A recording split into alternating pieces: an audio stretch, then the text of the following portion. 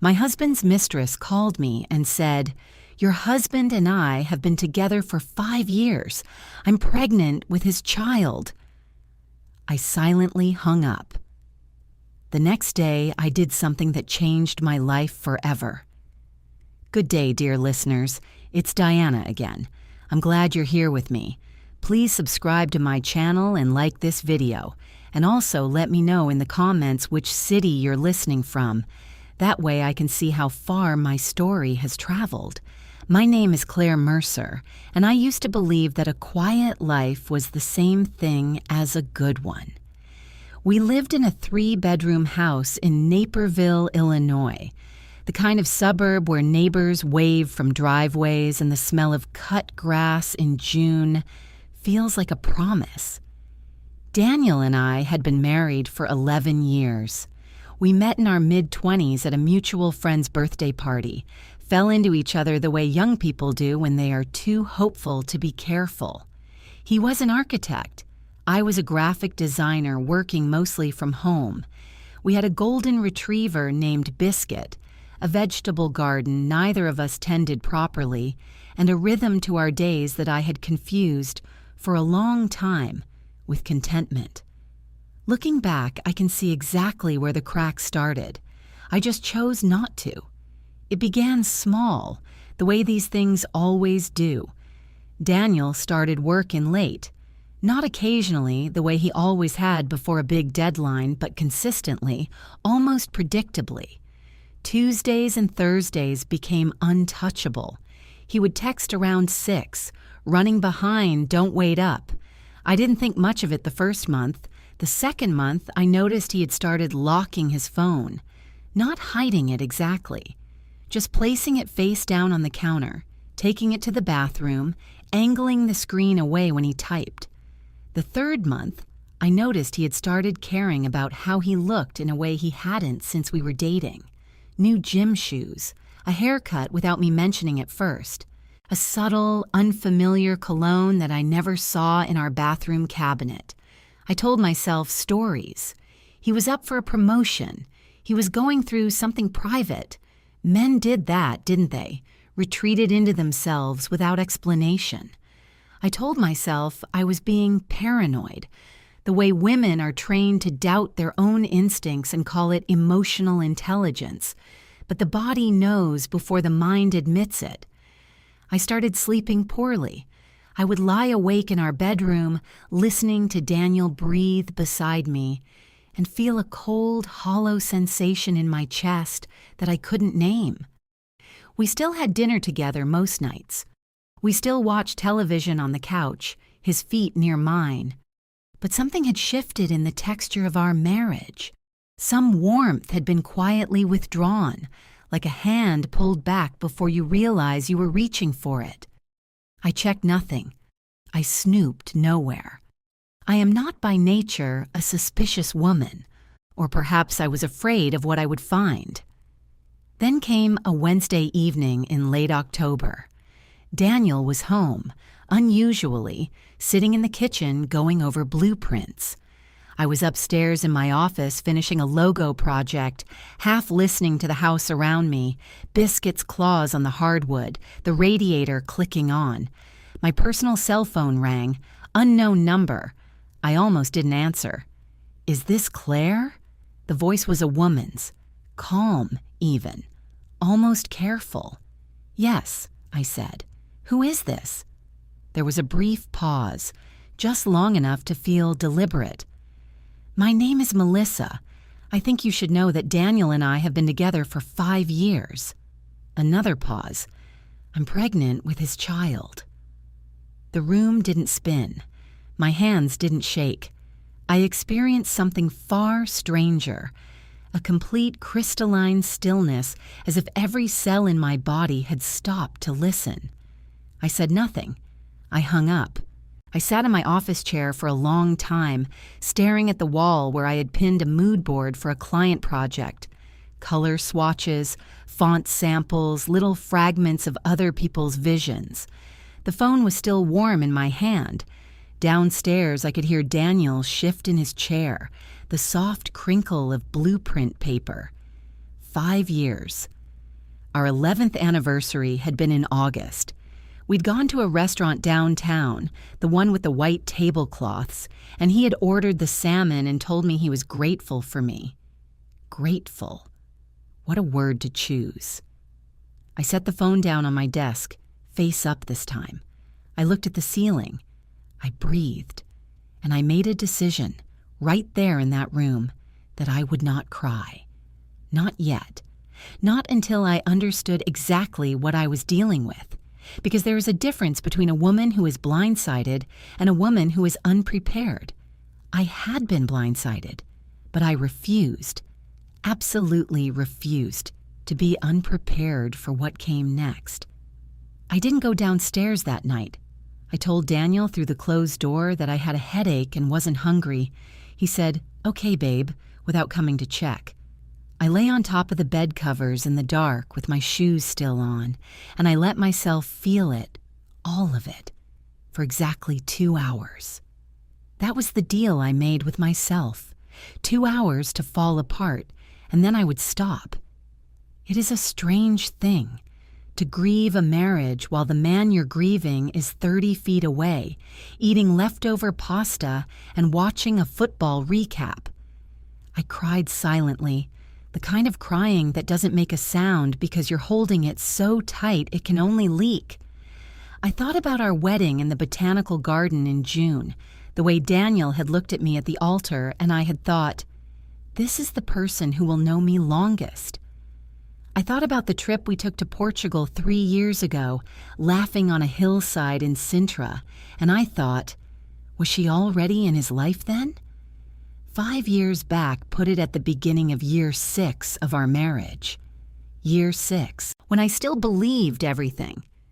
At midnight, I washed my face, changed into pajamas, and sat at my desk with a legal pad. I am a graphic designer. I think in systems, in components, in what serves the whole. It is, in its own way, a useful brain to have in a crisis. I wrote at the top of the page, what do I actually know? 1. A woman named Melissa had called me claiming a 5-year affair with Daniel. 2. I had not yet verified a single fact. 3. Daniel did not know the call had happened. 4. My reaction in the next days would determine everything. I made myself stay there, in the facts, not the feelings, because the feelings were a fire, and if I walked into them without a plan, I would burn the wrong things down. What were my losses if this was true? I itemized them without sentiment. 11 years. A shared home we had refinanced 2 years ago, equity split roughly evenly. 2 joint bank accounts, 1 checking, 1 savings, a retirement account in both names. My name was also on his firm's health insurance. We had no children, which was, I realized with a particular ache, perhaps no accident on his part. I had a freelance income, modest but consistent, around $58,000 the previous year. Daniel earned significantly more, close to $140,000.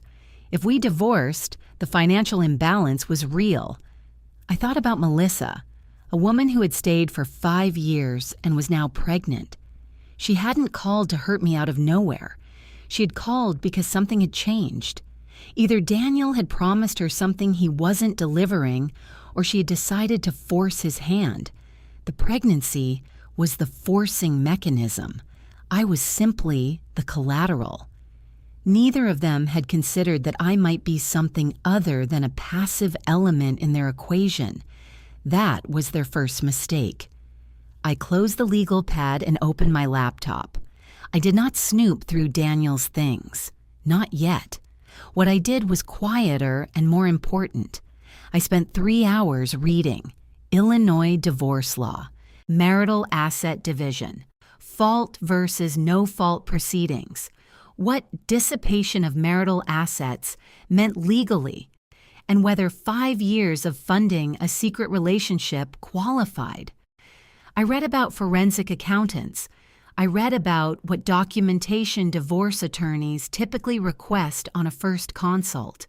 By 3 a.m., I had a list of 4 divorce attorneys in the Chicago metro area with strong reputations in complex asset cases.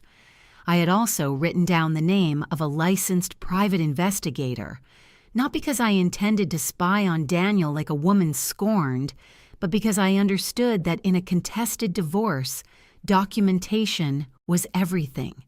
Feelings were not evidence. A phone call from a stranger was not evidence. What I needed, if I was going to protect myself, was a paper trail. I went to sleep just before 4. Daniel was already in bed, on his side, back to me. I lay beside him in the dark and felt something I hadn't expected. Not hatred, not even grief anymore. What I felt was clarity. The peculiar, cold clarity of a person who has stopped hoping for a different story and started planning for the real one. He had had 5 years. I was going to be very efficient with mine. The following Monday, I called the office of Margaret Chen, family law attorney, and made an appointment for Thursday afternoon. I told no one. I rearranged a client call, blocked my calendar, and drove myself to a glass-fronted building in Oak Brook as though I were going to a routine meeting. Margaret Chen was in her mid-50s, with the kind of composed efficiency that only comes from having sat across from devastated people for 30 years. She didn't offer sympathy, and I didn't want it. I laid out the facts in order, the behavioral changes over recent months, the phone call, my financial assessment, my questions about Illinois law. She listened without interrupting. When I finished, she said, "You've done your homework." "I had a weekend," I said. She explained my position clearly. Illinois is an equitable distribution state. Marital assets divided fairly, not necessarily equally.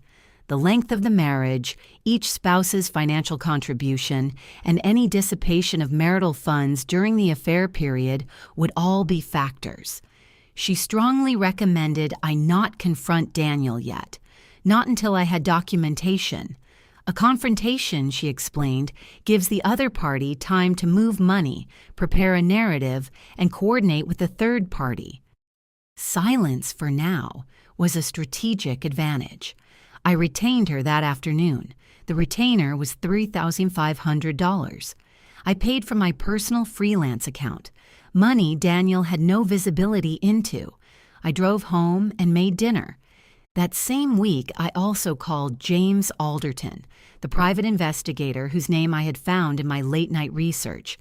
He was a former insurance fraud investigator, low-key, professional, recommended on 3 separate legal forums. We met at a coffee shop in Downers Grove. He was unremarkable looking, which I suspected was professionally useful. I told him I needed documented evidence of an ongoing extramarital relationship.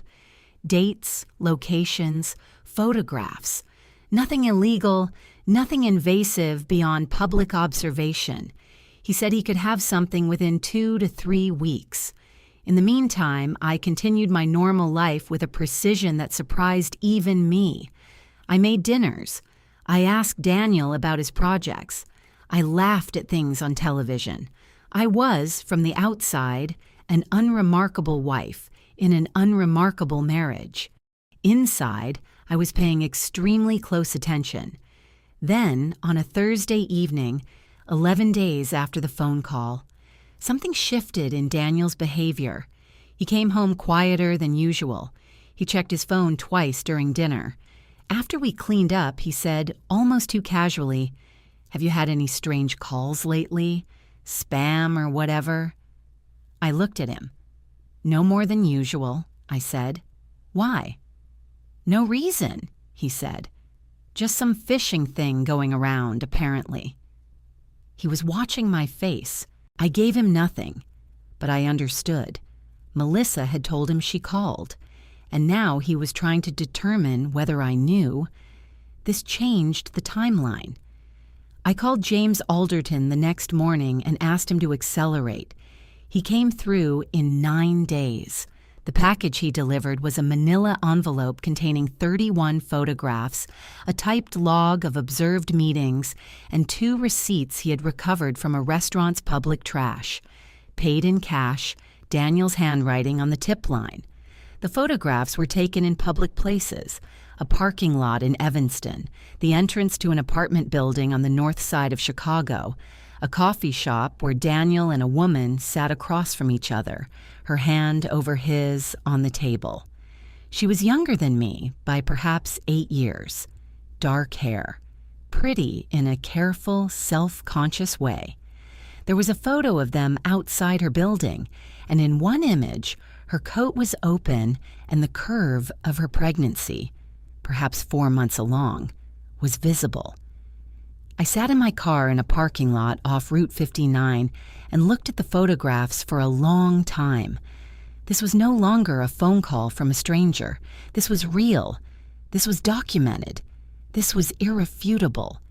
And for the first time since that October evening, I allowed myself 1 full minute of pure, uncomplicated grief for the marriage I had believed in, for the years I had given faithfully to a man who had been living a double life since before I could remember.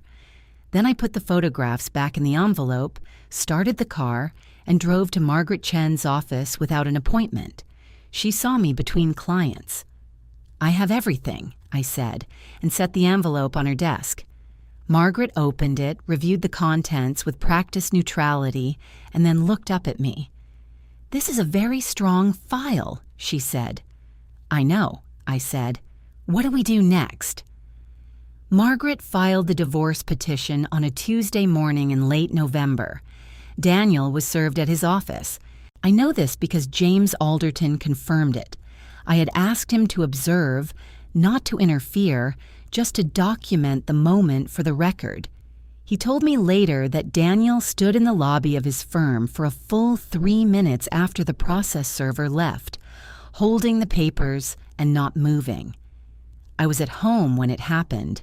I was sitting at my desk working on a client project, a rebrand for a small bakery in Wheaton. I was choosing between 2 shades of terracotta when my phone rang. Daniel. I let it ring. He came home 2 hours later. I was in the kitchen. I had made tea, not because I wanted it, but because I needed something to do with my hands.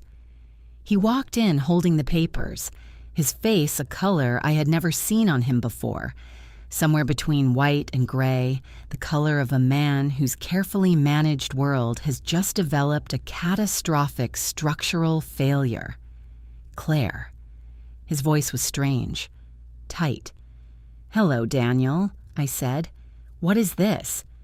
"It's a divorce petition," I said. "Margaret Chen is my attorney. Her contact information is on the 2nd page." He stared at me. "You went to a lawyer without... You didn't even talk to me." "You didn't talk to me either," I said. "For 5 years, apparently." The silence that followed was the loudest thing I had ever heard in that kitchen. He tried several approaches in rapid succession: disbelief, then partial admission, dressed as explanation, then something that approximated an apology, while simultaneously asking me to slow down, to not make decisions I couldn't take back, to think about what I was destroying. I listened to all of it without interruption. When he finished, I told him that any further communication should go through my attorney, and I went upstairs. 2 days later, Melissa called again. This time, I answered. "I know you filed," she said. Her voice had changed. The careful calm from before was gone, replaced with something harder. "You need to understand what you're doing. Daniel and I are having a child. You filing for divorce doesn't change that. If you push this, you're going to come out with nothing. He has resources you don't." "He has a lawyer," I said. "So do I." "He has colleagues, people who will testify to his character. You've been a housewife." "I've been a freelance designer," I said. with 11 years of documented income and my name on every marital asset. But thank you for the legal analysis. A pause. Then, with less composure, don't think this is going to go how you want. Good night, Melissa, I said and ended the call. I reported the call to Margaret the next morning. She noted it for the file. The following week, Daniel's attorney, a man named Robert Hale, known for high-conflict divorce cases, sent a letter suggesting that Claire had been emotionally unstable in recent months and raising the question of whether her freelance income was accurately reported for tax purposes. It was a pressure tactic, blunt and somewhat desperate. Margaret described it as a kitchen sink opening move and responded with a request for full financial disclosure, including a forensic accounting of all expenditures from the joint accounts over the preceding 5 years. The response from Hale's office was notably slower after that. Through all of it, I kept my face neutral. I went to yoga. I walked Biscuit every evening. I returned client emails promptly. I did not call friends to vent. I did not post anything on social media. I gave Daniel and Melissa nothing they could use. No emotional eruptions, no missteps, no evidence of the instability they were trying to manufacture. But by the first week of December, I was exhausted in a way that had nothing to do with sleep. My therapist, Dr. Anita Kowalski, whom I'd been seeing occasionally for 2 years, told me that what I was experiencing was the sustained adrenaline crash of prolonged crisis management. She was not wrong. I had been operating at a level of controlled intensity for 6 weeks, and my body was presenting the bill. I took 4 days. I drove alone to a small rental cabin in Wisconsin that I booked on short notice. A place near a frozen lake with a wood stove and no good cell signal. I brought books, food, Biscuit. I did not think about Daniel or Melissa or Robert Hale. I walked on the ice at the edge of the lake and watched the bare trees and let my mind go quiet. When I came back, I was ready. It was a Sunday in mid-December when Daniel called, not to talk through attorneys, but to ask if he could come by the house to pick up some personal items. I said yes because Margaret had advised me to be cooperative on reasonable personal property requests. It was tactically sound, and it was also, I realized, the decent thing to do. Whatever Daniel had done, I did not intend to become cruel. Cruelty would have required a kind of ongoing emotional investment in him that I was no longer willing to make. He arrived at 11 in the morning. He looked thinner. His jaw had a hollowness to it that hadn't been there in October, and his eyes had the particular flatness of a man who has not been sleeping well. He moved through the house quietly, taking things from his study and the closet in the guest room. Clothes, some books, a framed photograph of his parents, the old turntable he'd had since college.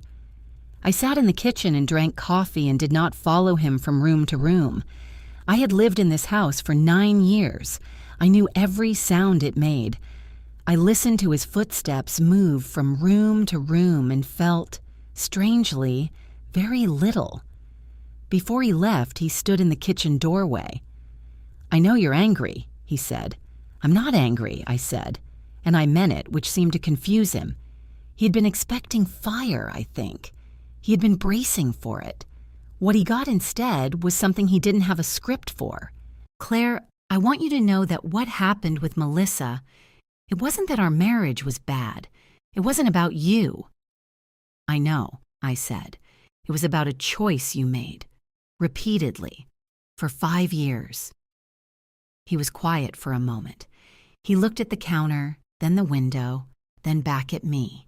The restless eye movement of a man searching for a foothold. Then, "We could go to counseling. We could try. The baby. That complicates things, I know. But it doesn't have to mean the end. People have navigated situations like this before. It's not impossible." I looked at him. I thought about what it would mean to say yes to that, to return to a version of my life that now had Melissa and a child permanently threaded through its center, to spend the next decade watching Daniel shuttle between two households, managing two women's needs, never fully present in either place, to wonder every time he was late whether the old habits had simply relocated. "Daniel," I said, not unkindly, "please stop." He looked at the floor. I almost felt sorry for him, not for what he had done, but for the particular helplessness of someone who has finally run out of good options and knows it. There is something diminishing about being witnessed in that state, and whatever else I thought of him, I took no satisfaction in it. "Is there nothing I could say?" he asked. "There isn't," I said. "Have a safe drive." He left. I heard his car pull out of the driveway and then the sound of it fading down the street. I finished my coffee. Biscuit put his head on my knee and I scratched behind his ears and thought, I am going to be fine. Not because I felt fine, I didn't, not entirely, but because I was choosing it, incrementally, one cup of coffee at a time. There is a discipline to that kind of choosing that nobody tells you about. It is not inspiration, it is repetition. Melissa's approach that same week was different in every way, more calculated, more patient. She sent a text to my personal number, which she apparently still had from the original call. It was long and carefully composed, the kind of message someone writes and rewrites and reads over several times before finally sending, looking for anything that could be used against them. She said she wanted to speak woman to woman. She said she understood I was hurting. She said that she had not intended to destroy my marriage, that she had fallen in love, which she knew was no excuse, but she hoped I could understand the human complexity of it. She said that the child she was carrying was innocent in all of this, which was true, and which she knew would land with weight.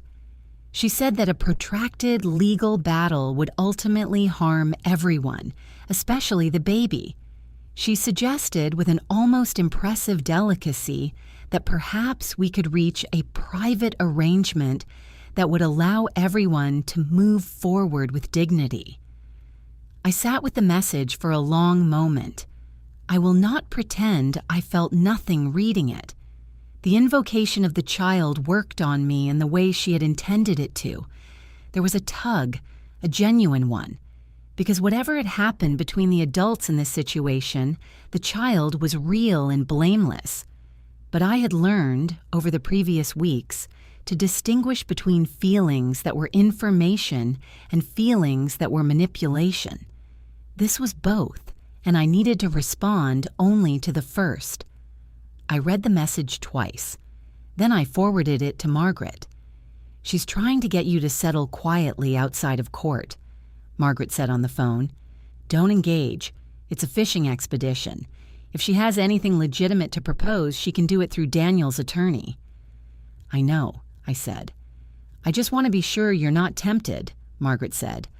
"I'm not tempted," I said. "I'm just not made of stone." "Good," said Margaret. "Made of stone doesn't hold up in depositions. Prepared and clear-eyed does."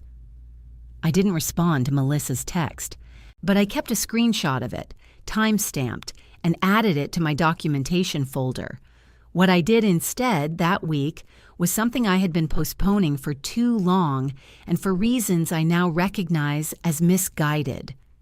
I called my closest friend, Diane Prescott, who lived 20 minutes away in Lisle and who had been leaving me gentle, worried voicemails for weeks. Not pushy, not demanding, just consistently, quietly present in the way that good friends are when they sense something is wrong and are willing to wait. I had been holding everyone at arm's length, protecting my strategy from emotional interference, telling myself that compartmentalization was discipline. But Dr. Kowalski had been right, And I had known she was right for 2 weeks before I admitted it. I needed support, not just composure. A person cannot run on adrenaline and legal strategy indefinitely without losing something essential. Diane came over on a Wednesday evening with a bottle of good wine and takeout Thai from the place in Downers Grove we'd been going to since our late 20s, and the specific, no-nonsense warmth of a woman who has known you since graduate school and has never once made you feel like a burden. I told her everything.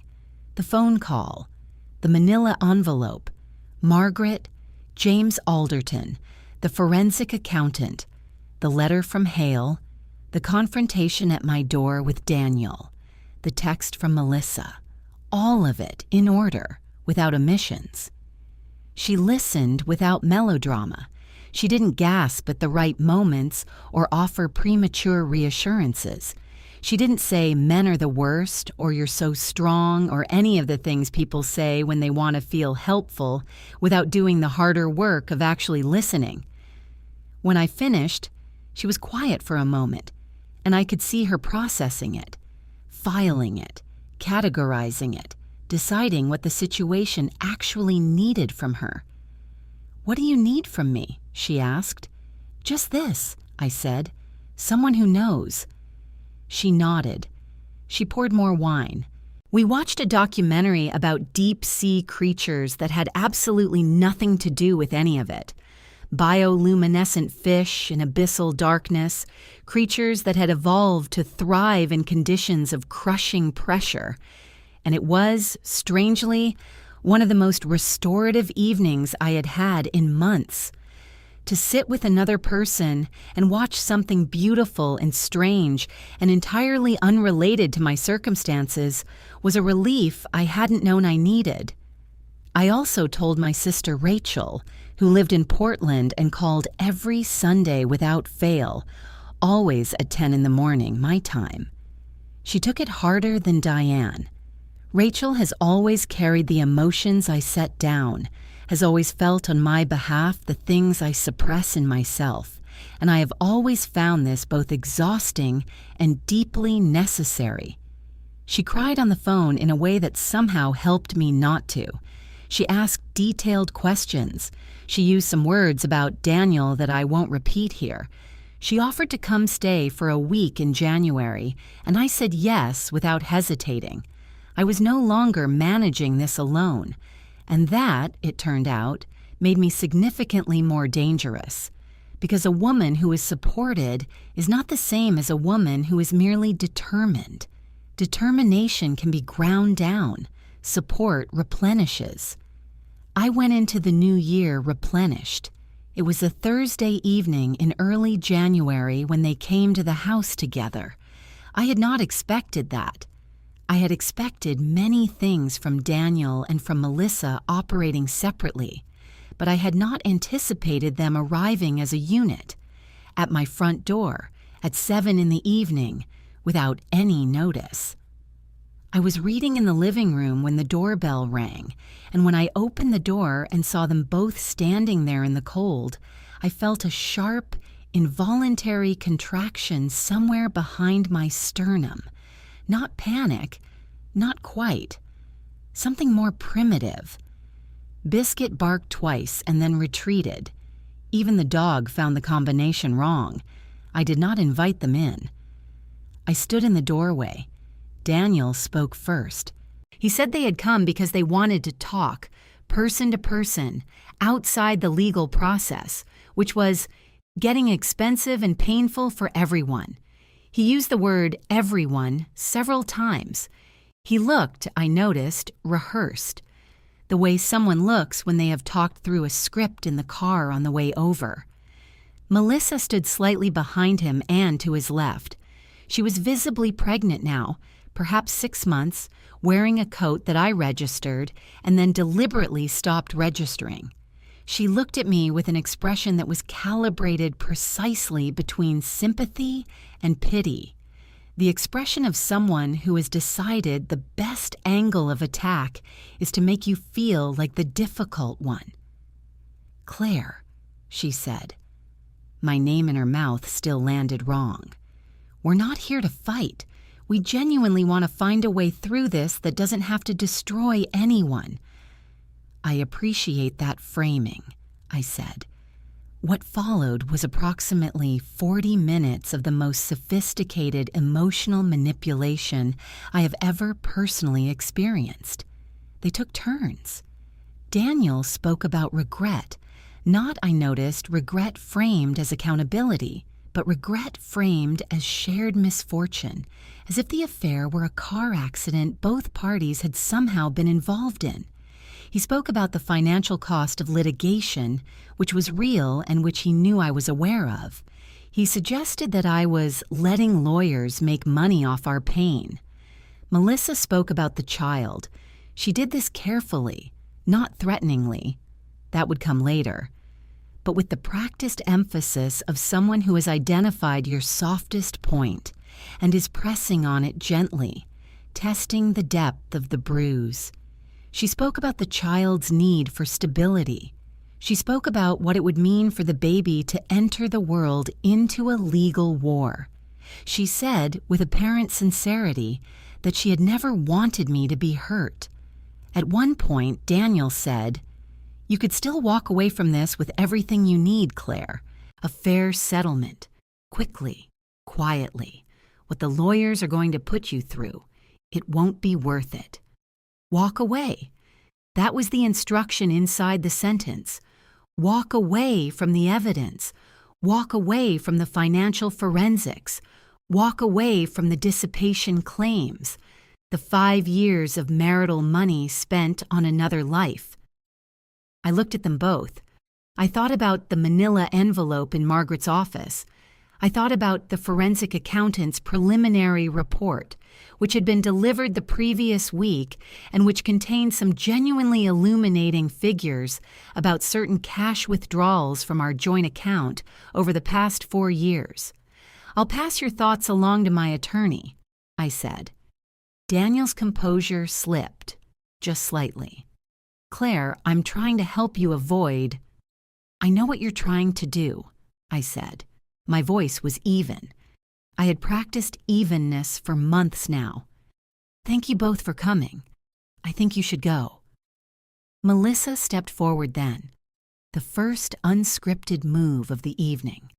The sympathy left her face quite completely. "You think you hold all the cards," she said. "You don't.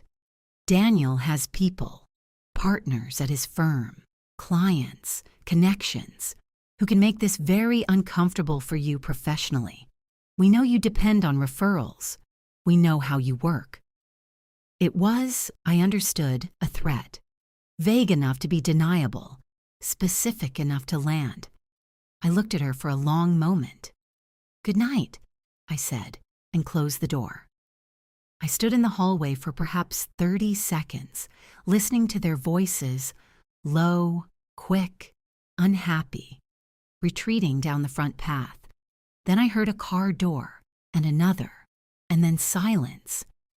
I went to the kitchen and stood at the sink and ran cold water over my wrists, which is something I do when I need to return to my body. My hands were not shaking, but they wanted to. Was I afraid? Yes, genuinely. The threat about my professional network was not nothing. I lived on referrals, on reputation, on the good opinion of people in interconnected circles. Daniel knew some of those circles. If he chose to use that leverage deliberately and systematically, it could cost me clients. But here's what I understood, standing at my kitchen sink with cold water running over my pulse points. Fear and doubt are not the same thing. I was afraid. I was not in doubt. I dried my hands. I texted Diane. "They came here together tonight. I'm okay. I'll tell you everything tomorrow." She responded in under a minute. "I'm proud of you." I went upstairs, made a voice memo summarizing everything they had said. Date, time, content, the professional threat, and emailed it to Margaret. Then I went to sleep. The deposition was scheduled for a Wednesday in mid-February at Margaret's office on the 14th floor of a building in the Loop. I had been in that building many times by then. I knew which elevator bank was faster, which coffee cart in the lobby made a decent Americano, the particular quality of light through the north-facing conference room windows in the morning.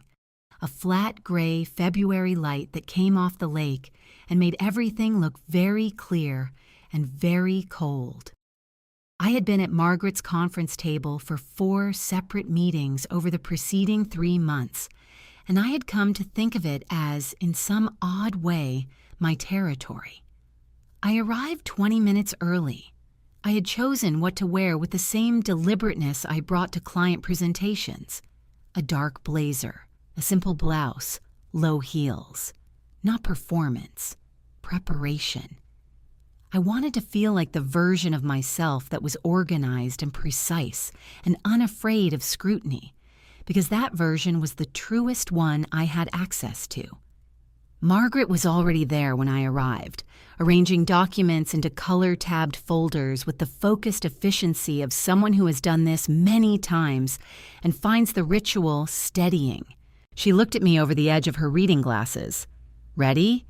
"Yes," I said. "How are you sleeping?" 5 hours, I said.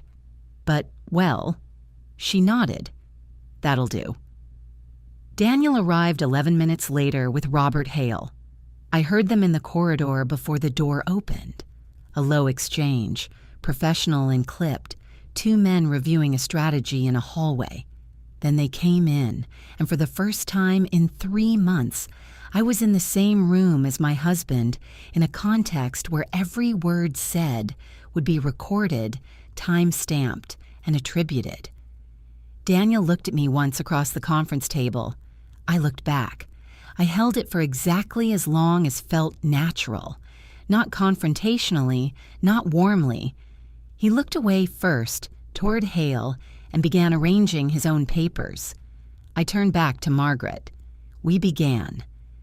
What happened over the next 4 hours and 20 minutes was, in its own way, a masterwork of accumulated consequence, the logical endpoint of a process that had started in a parking lot off Route 59 on a cold November afternoon when I had opened a manila envelope and understood with total clarity what I was dealing with. Margaret had obtained, through court order, complete financial records for all joint and individual accounts going back 6 years. The forensic accountant, Dr. Patricia Ewan, a small, meticulous woman who wore wire-rimmed glasses and spoke with the measured neutrality of someone who has learned that numbers are more persuasive than emotion, had prepared a 47-page report. The centerpiece of that report was a detailed accounting of $87,400 in cash, withdrawals from the joint accounts over 41 months that could not be attributed to any documented household expense, any business cost recorded by Daniel's firm, any capital improvement to the property, or any tax-documented expenditure. The money had simply left the accounts. The report mapped it chronologically, by amount, and cross-referenced it with Daniel's calendar, the version he kept on a shared household app that he had apparently forgotten we both had access to. Robert Hale had known this report existed. He had received it in discovery 3 weeks prior. What he had apparently not prepared his client for adequately was the specificity of it. I watched Daniel's face as Margaret walked through the findings, page by page, exhibit by exhibit, a slow and thorough demolition. He had the trained composure of a professional who has sat in difficult client meetings for 2 decades, but there is a particular quality to the stillness of a man who is recalculating in real time what remains salvageable, and I had been watching Daniel for 11 years. I recognized the micro-expressions, the small tightening at the corner of his jaw, the slight flattening of his affect that meant he was controlling something larger underneath. Hale interjected at several intervals. The withdrawals were for legitimate personal expenses. The secondary account, opened in Daniel's name alone, undisclosed in his initial asset filings, was for investment purposes. The documentation would be forthcoming. The cross-references to his calendar were circumstantial. His voice was professional, measured, the voice of a man doing his job competently, but I could hear, beneath it, the particular cadence of someone who knows he is playing a losing hand and is choosing his battles. Margaret produced documentation showing that the secondary account had been opened in the same month Daniel and Melissa had apparently begun their relationship, based on Melissa's own testimony in her deposition 2 weeks prior. She produced records showing that the pattern of withdrawals aligned within 2-week windows with hotel reservations booked under Daniel's corporate card in Chicago, Milwaukee, and twice in New York. Hotels where Daniel had claimed, in prior correspondence, to have been attending professional conferences. She produced conference programs from those dates showing Daniel's name was not on any attendee or speaker list. That was when Daniel made his first significant mistake, he said without fully consulting Hale with his eyes before speaking. Those trips were for client meetings, off calendar. It's not unusual in my field.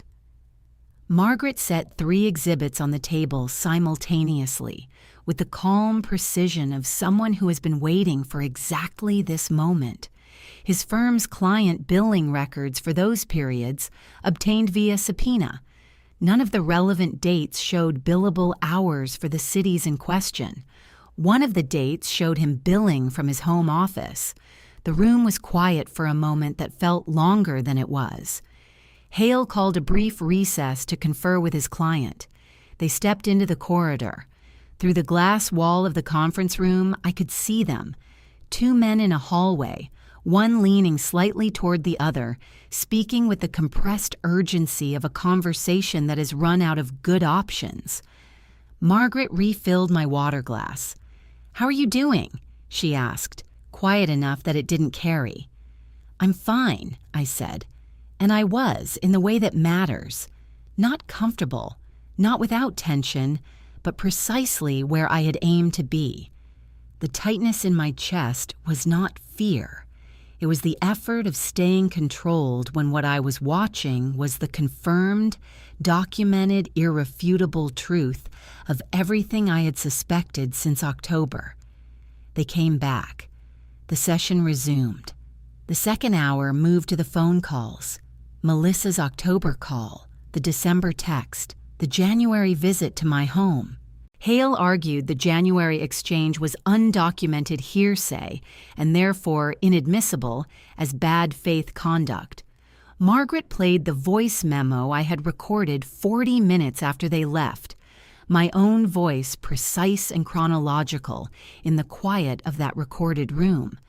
She then displayed the December text on the projected screen, the one in which Melissa had positioned herself as a reasonable party seeking a private arrangement, and noted that the text and the January threat, taken together, established a pattern of attempted intimidation outside the legal process. "The text," Hale said carefully, "is a private communication between 2 individuals who are not directly party to this proceeding. Ms. Hawthorne is the biological mother of Mr. Mercer's unborn child and was present at Mr. Mercer's residence the night of January 9th, Margaret said. Her actions on his behalf are relevant to the question of bad faith." Hale requested a second recess. This one was longer. I sat in the conference room with Margaret and looked at the lake through the windows. It was a flat iron color, the ice broken now, the water moving darkly beneath a low sky. I thought about the October evening in my study. The mood board, the color swatches, the phone still warm in my hand. How much had happened between that moment and this one? How many rooms I had walked into afraid and left without flinching. When they came back, Daniel looked like a man who had received, in a small corridor with inadequate light, a clear accounting of his actual position, the elaborate architecture he had built, the double life, the managed narrative, the careful financial concealment had not collapsed dramatically. It had been systematically disassembled piece by piece with documentation, which is, I have learned, how these things always actually end. Robert Hale announced that his client wished to discuss a revised settlement framework. Margaret looked at me. I nodded once without expression. "We're listening," she said. The settlement negotiations lasted 3 weeks. Daniel's initial revised offer, made through Hale the morning after the deposition, was almost insultingly inadequate. A 50-50 split of the liquid assets, the house sold and proceeds divided, spousal support at a modest monthly figure for 36 months. Margaret reviewed it, sent me a PDF with her annotations in red, and then called me to confirm what I already knew. We were not accepting it. What Margaret submitted as our counterproposal was grounded entirely in Illinois law and in the evidence we had assembled. The forensic accounting established that Daniel had dissipated $87,400 in marital assets during the affair, money he had effectively spent on a relationship he was hiding from a spouse who had contributed to those assets in good faith. Illinois courts take a dim view of dissipation, combined with the length of the marriage, the income differential, and the documented pattern of deception. Our position was strong. We asked for the house. Daniel had a larger income, and the mortgage payments were within his reach. I had the equity that had accumulated in 11 years and the disruption of having to rebuild a domestic and professional life from a standing start. We asked for spousal maintenance at a figure reflecting the income differential for 60 months, not forever, not punitive, but fair. We asked for my portion of his retirement accounts, calculated to the deposition date, via QDRO. We asked for reimbursement of 50% of the documented dissipation, which was our legally conservative estimate. We asked for all legal fees to be covered by him, given the bad faith conduct. Hale's counterpoint on the dissipation claim was that the cash withdrawals were for personal expenses Daniel was entitled to. Margaret's response was that marital funds spent on a secret relationship, hotels, dinners, gifts, an apartment deposit, which had by then been substantiated, met the Illinois legal standard for dissipation, and she cited 3 relevant case precedents. Hale knew she was right. The deposition had made it clear that his client's financial conduct was not defensible. On the 5th round of negotiation, Hale stopped arguing the dissipation point. The final agreement, signed on a Thursday afternoon in early March, gave me the house, free and clear, with Daniel removing himself from the mortgage within 90 days. It gave me spousal maintenance for 54 months at a figure I will not state publicly, but which was adequate. It gave me my share of the retirement accounts and half of the joint savings, minus his retained personal property. It required him to cover $22,000 in legal fees. The dissipation was addressed through an adjusted division that favored me by the appropriate margin. I sat at the table and watched Daniel sign his name 5 times across the final pages. His hand was steady. I will give him that. But he did not look up. I signed my own copies with the pen Margaret handed me. A plain ballpoint, nothing ceremonial. Outside, it had started to snow, fine and quiet, the kind that softens the edges of everything. As for Melissa, the legal proceedings had never directly involved her, but their consequences reached her nonetheless. The apartment that had been partly funded through the dissipated marital funds, once this was established in the forensic accounting, created an awkward dynamic in her relationship with Daniel that was, by all accounts, never repaired. Daniel, now legally and financially restructured, was facing a new baby, a significant maintenance obligation, legal debt, and a professional reputation that had been quietly tarnished when certain details of the deposition circulated, as details in small professional communities sometimes do. He was not ruined. I had no interest in ruining him, but he was reduced, and the reduction was entirely of his own making. Robert Hale sent Margaret a brief professional note of congratulations on a well-managed case. Margaret forwarded it to me with no comment. I framed nothing. I celebrated nothing publicly.